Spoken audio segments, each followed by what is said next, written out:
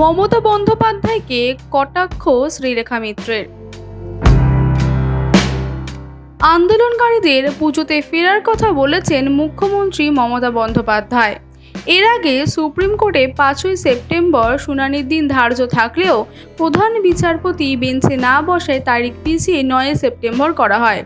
এদিন শুনানির পর নবান্নে এক প্রশাসনিক বৈঠকে মুখ্যমন্ত্রী মমতা বন্দ্যোপাধ্যায় বলেন, 1 মাস হয়ে গেল, আর মাত্র 1 মাস বাকি।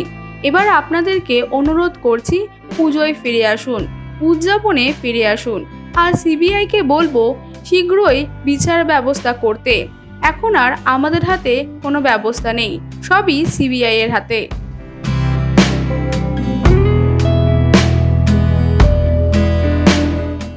এবার সেই বিষয়ে কটাক্ষ করলেন শ্রীলেখা মিত্র। মুখ্যমন্ত্রীকে তার বক্তব্য জোরালো প্রতিবাদ জানালেন তিনি। সোশ্যাল মিডিয়ায় একটি পোস্টে তিনি লিখেছেন, কি বলবেন বলুন এবার। 1 মাসে বাবা মা তার মেয়ের ধর্ষণ হত্যা ভুলে যাক, মানুষ আপনাদের অন্যায় আবারও মেনে নিক, চাঁদা আর ভাতায় সব চাপা পড়ে যাক। সেটি আর হচ্ছে না দিদি, আপনি মানে গতিটি ছাড়েন, তারপর হবে আমাদের পুজো, তিলোত্তমাদের পুজো। মানুষ আপনার পুজোর এই বক্তব্যতে ভুলছে না।